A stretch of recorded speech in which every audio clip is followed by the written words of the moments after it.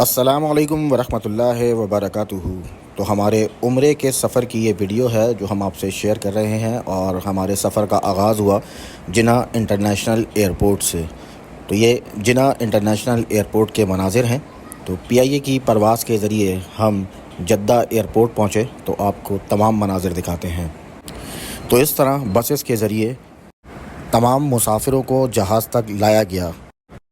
تو 4 گھنٹے کے سفر کے بعد ہم پہنچے جدہ ایئرپورٹ پہ، اور پرواز کے دوران ہی جب میقات کا وقت آیا تو اعلان کر کے یہ بتا دیا گیا تھا کہ جو لوگ عمرے پہ جا رہے ہیں وہ عمرے کی نیت کر لیں۔ تو ہم نے بھی جہاز میں ہی عمرے کی نیت کی، اور 4 گھنٹے کے سفر کے بعد ہم پہنچے جدہ ایئرپورٹ۔ تو یہ جدہ ایئرپورٹ کے مناظر ہیں۔ تو یہاں سے بھی جہاز سے نکلنے کے بعد بس میں بیٹھے اور پھر ایئرپورٹ کے اندر داخل ہوئے۔ تو جتنے عمرے زائرین تھے ان تمام کو یہاں پر ویکسین پلائی گئی، اور پھر اس کے بعد امیگریشن کاؤنٹر پر فنگر پرنٹس لیے گئے، ہماری پکچرز لی گئیں، اور پھر اس کے بعد ہم یہاں سے اندر داخل ہوئے۔ تو یہاں ہمارا لگیج تھا جو کنوینر بیلٹ کے ذریعے یہاں پر آیا، اور یہاں سے پھر ہم نے اپنا لگیج کلیکٹ کیا اور اس کے بعد آگے کی جانب روانہ ہوئے۔ تو یہ جدہ ایئرپورٹ کے مناظر ہیں، اور اس طرح یہاں پہ اپنا سامان کلیکٹ کرنے کے بعد ہم چلے اب آگے کی جانب۔ تو یہاں سے مزید آگے جا کر پھر جو ہمارا لگیج تھا وہ ایک بار پھر چیک ہوا، اور اس کے بعد پھر یہاں سے ہم باہر کی جانب آئے۔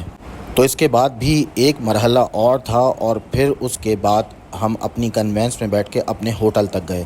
تو یہ ایئرپورٹ کے ہی مناظر ہیں، اور یہاں سے ہمیں نسک اپلیکیشن کے لوگ ہوتے ہیں جو یہاں بیٹھے ہوتے ہیں، وہ ہمیں ایک مقام پر لے گئے، مطلب ایک ہال تھا۔ تو وہاں پر تمام جو عمرہ زائرین تھے ان کو بٹھایا ہوا تھا، ان کے جو ویزاز ہیں وہ چیک کیے جا رہے تھے۔ تو ہم لوگوں کے بھی ویزا چیک کیے گئے، کچھ دیر ہم بیٹھے، اور پھر اس کے بعد ہمیں باہر کی جانب جانے کی اجازت ملی۔ تو اب یہ جدہ ایئرپورٹ سے باہر کے مناظر ہیں، جہاں پر پہلے سے ہی ہم نے کنوینس اپنی بک کر رکھی تھی، اور پھر اس کے تھرو ہم جدہ سے مکہ کی جانب روانہ ہوئے۔ تو عمرے کے لیے جو چیز سب سے زیادہ ضروری ہے وہ ہے احرام اور احرام کی پابندی۔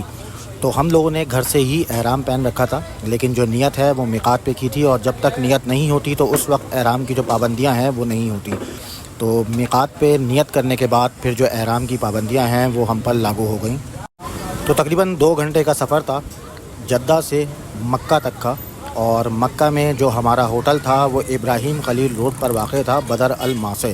تو چونکہ ہماری فلائٹ رات کی تھی اور ہم صبح سویرے یہاں پہنچے تھے،